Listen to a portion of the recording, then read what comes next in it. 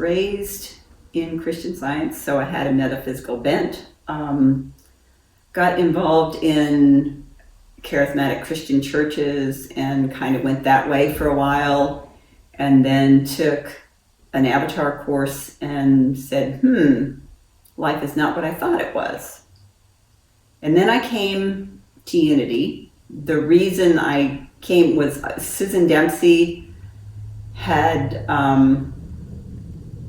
met my son and daughter-in-law and taken them on an Avatar course, and my son took me on an Avatar course. And so when I moved to Springfield to take care of my granddaughter for a month, Susan invited me to come to Unity. So I came to Unity at Susan's invitation and really enjoyed it. So that's how you found Unity. That's how I found Unity. Who gave you your first hug? I have no idea. Everybody hugged everybody when I came. So I have no idea. I have 3 children. One just moved from Minnesota to Colorado last week. One lives in Des Moines.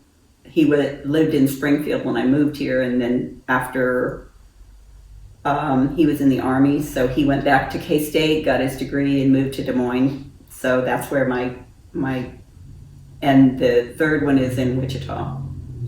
My daughter has a girl and 3 boys, and my son has 2 girls. And Emma used to come here all the time. Emma used to come to Abe with me all the time when she was little. She's 14 and driving now, but she came to Abe with me all the time. So Al remembers her. So, and one of my most memorable memories was when Daniel Namont was here.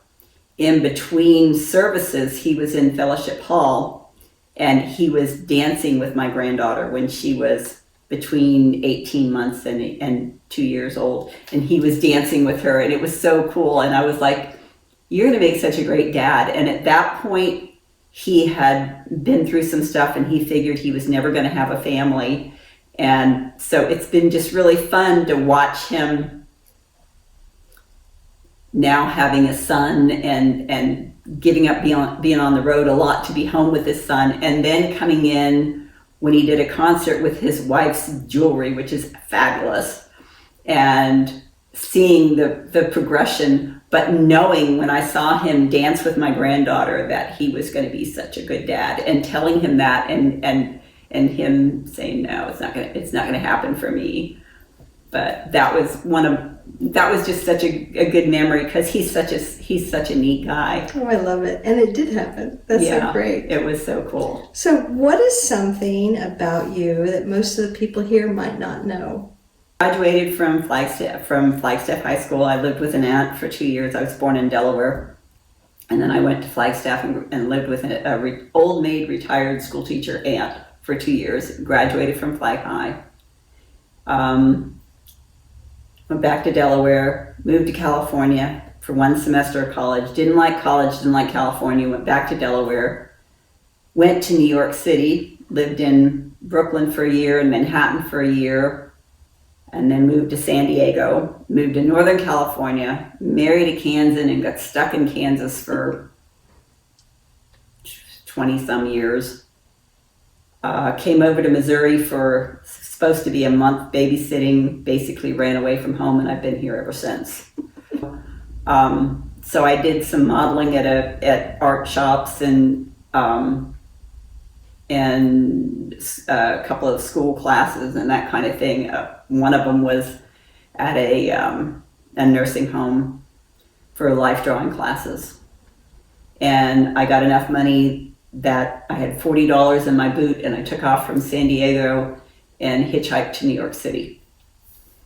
And then I moved to Delaware. Did you realize that's a huge adventure in that one sentence? Yes, I know it is, because there's a lot more detail that I'm not filling in, but... How old were you when you hitchhiked from California to New York?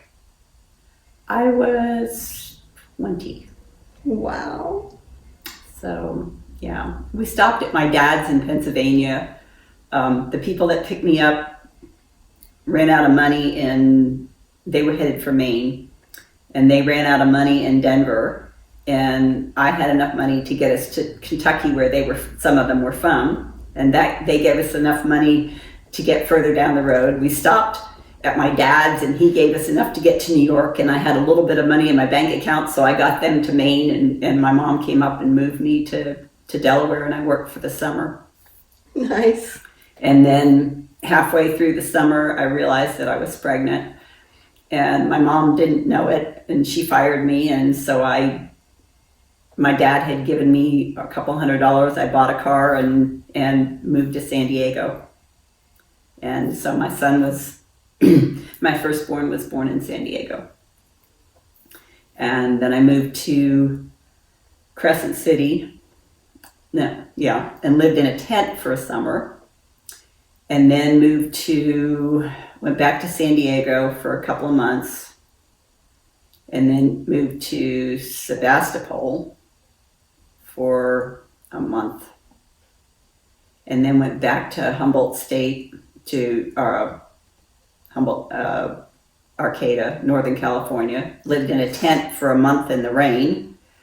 Bought a travel trailer and lived there for 2 years until I met my husband, who came out to work a summer job. And then I moved to Kansas and had my second child and my third child. I think one of the things about Unity, because I came from a church that when the pastor found out that I'd gone to the Avatar course, he's like, well, that has to be from the devil.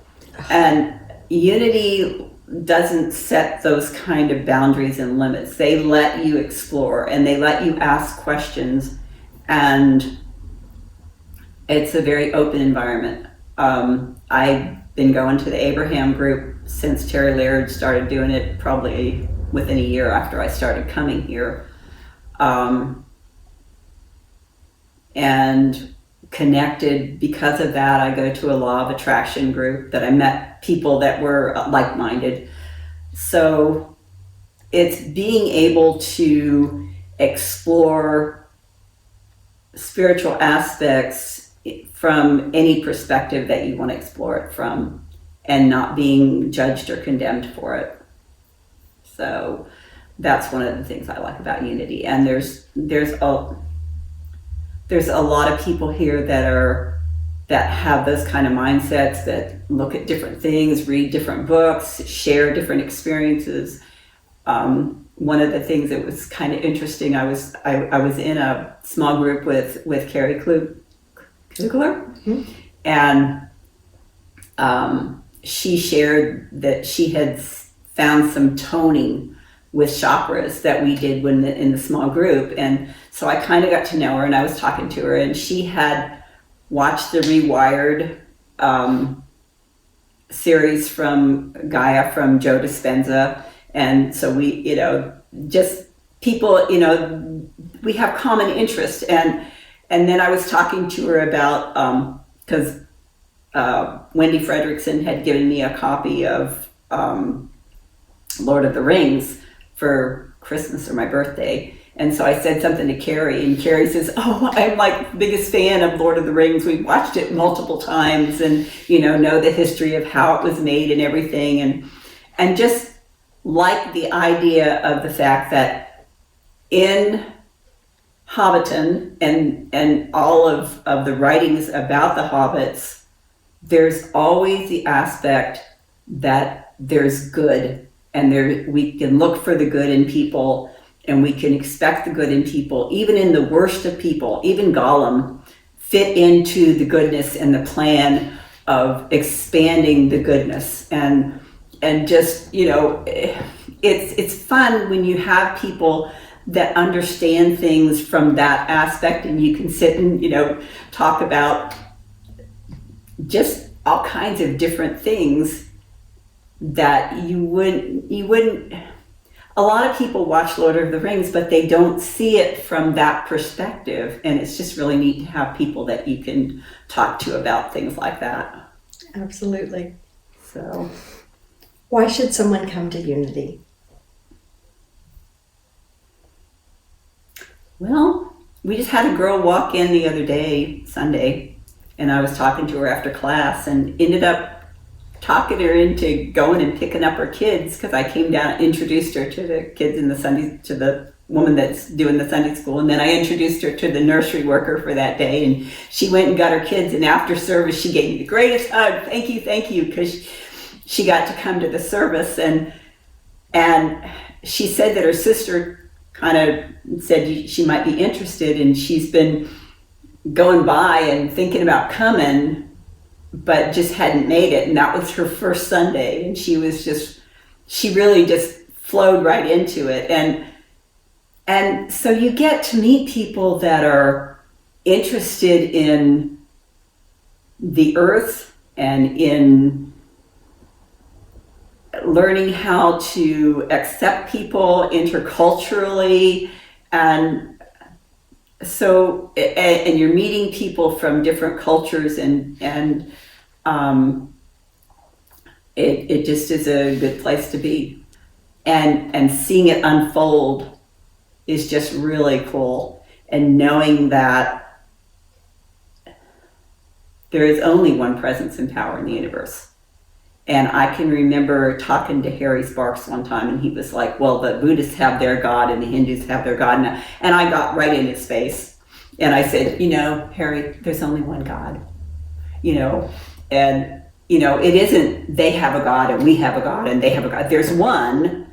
And it's like we're looking at a mountain, only they're looking at that side of the mountain, which might be steep. And we're looking at this side, which has a gentle slope. And these guys over here looking at one that has a cliff.